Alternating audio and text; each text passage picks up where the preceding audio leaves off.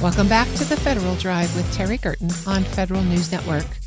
Congressman Gerry Connolly made a big impact for his constituents in Congress, but he also made a big impact on the people who got to work with him every day.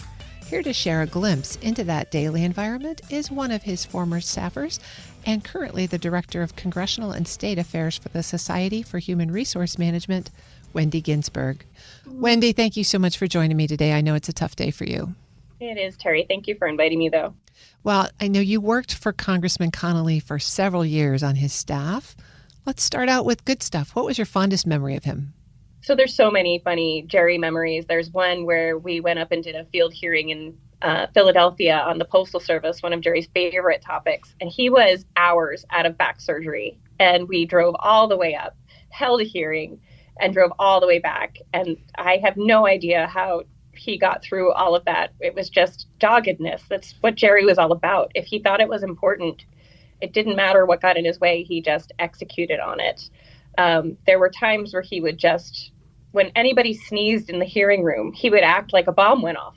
And it was just the funniest thing. Everybody in the room would have to turn and watch Gerry react to a sneeze. There were just quirky things about him that made him so wonderfully lovable and such a tough worker. If you were his constituent, you should be so proud constantly of the work Gerry did. It was ceaseless and it was great. How was he to work for? Was he a really demanding boss? Did he keep you on your toes? Always on my toes. Gerry wanted to prove to his constituents that he should be reelected, and there were high standards, and there should be high standards. There should be high standards from every member of Congress for their crew, and they were expectations that were high, but they were achievable. And Gerry told you when you were getting it right. Gerry told you when you needed to change something up and try again. He loved to ask you, what do you think I should do? You don't just go to him and say, what do you think? He'll ask me what I thought.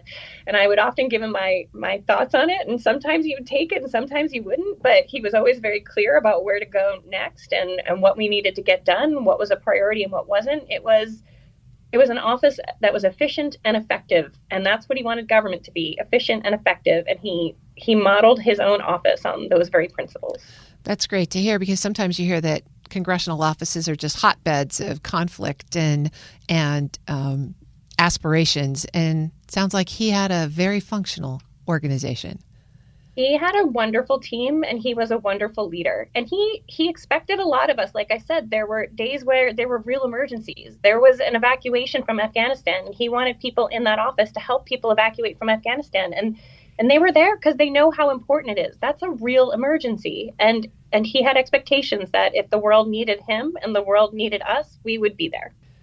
You got to see him, I guess, behind the curtain, so to speak. How did he work with other members of Congress? What were those relationships like? I mean, he's Gerry Connolly. He can be super friendly and super funny. He can be prickly when he wanted to be.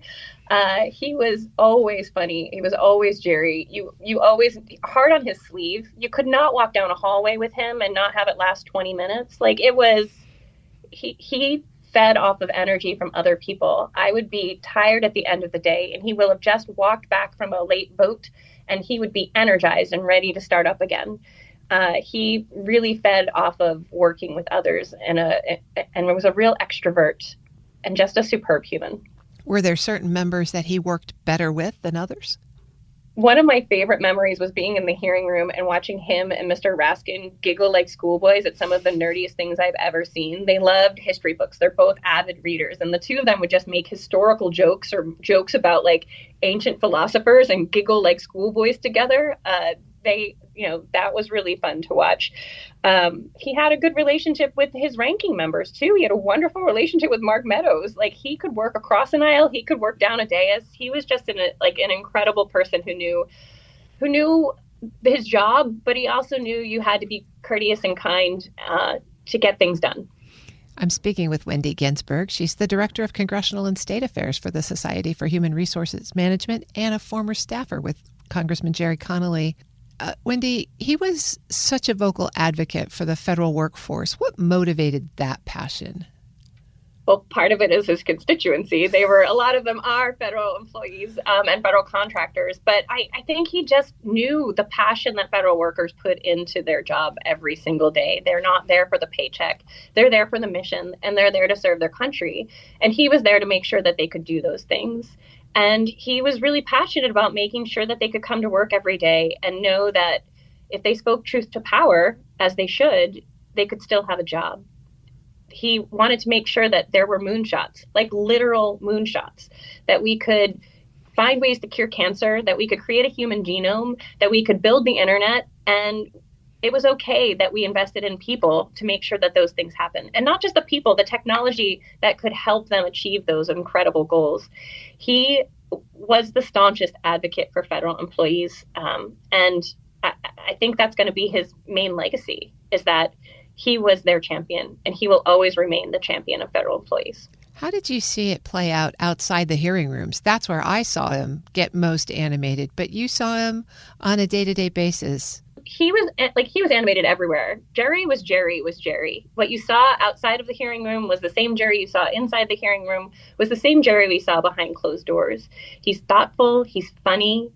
His technique was to sort of back into the statement that he wanted to make. And by that, he would walk in and just ask simple questions. And then at the end of his question line, he would be like, so how did I get here? How am I agreeing with a Republican? How am I getting somebody across the aisle to see things the way I see them too? One of his favorite things would be to go in with a Republican leaning witness and say, so you're obviously a Democrat, right? Because they would be agreeing on something. And then the witness would say, no, I worked in the Bush administration, or, I worked in this other, and he would be like, oh my gosh. He loved the theatrics of it. He loved finding the purple in the Venn diagram that just seems so polarized right now. That was where he worked the best, finding somebody he could work with and getting things done for the nation. Well, he spent a lot of time in local and county politics before making the leap to Congress. How did you see that local experience play out in his national legislative approach? It's the bedrock from which he built all of his oversight work. Good oversight work comes from the problems you're hearing from people on the ground every day who you serve. It's not a glorious idea that comes up from above. It comes out of the hard work of filling potholes, or it comes from the hard work of knowing that there's backlogs at the IRS because people aren't getting the customer service that they deserve, and that's across the nation, not just in your district. So he would listen to what his constituents were saying, and then he would ask his colleagues, are you hearing the same thing? Is this a pattern? And is this something that we should work on as a policy change rather than just sort of a one-off, let's go fix this one person's problem? Let's address it comprehensively so that the entire nation gets this solution that we've come up with. So he really did use his local government experience and his ability to connect with people directly in his work throughout his career as a public servant, as an elected official. He knew that good oversight work is something where you're listening to constituents, finding patterns and building solutions that help people across the board. Well, there are going to be a lot of people over the next few days that talk about his career and his impact. How do you think he would evaluate his career and his impact? A+. He used to quote Nancy Pelosi and say, self-promotion is a terrible thing, but somebody has to do it. That was, and he deserved it. He never stopped working.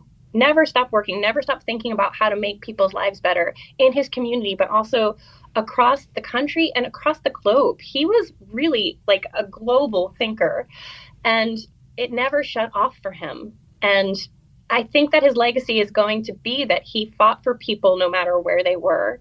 He never stopped. The way we always talk about it is a dog with a bone. If Gerry got on something, he didn't give it up, and he kept going until there was a solution there. And that's Gerry through and through. And he's sorely missed. He was one of a kind. He was an amazing boss, an incredible human, a super mentor. Sometimes we butt heads, but even those times were fun. So I'm just going to miss him a lot. And I'm just so thankful for the opportunities he gave me. Well, Wendy, thank you so much for joining us today to share your recollections of him. We really appreciate it. And thanks to everyone who's been sending well wishes to the entire Connolly team. We really appreciate it, and he's very missed. So thank you, Terry. Yeah, thank you, Wendy. Wendy Ginsburg is the Director of Congressional and State Affairs for the Society of Human Resource Management and a former staffer for Congressman Gerry Connolly. We'll post this interview at federalnewsnetwork.com/Federal Drive. Subscribe to the Federal Drive wherever you get your podcasts. Up next, a look back at an eGov initiative that changed the way federal workers got paid. This is the Federal Drive with Terry Gerton on Federal News Network.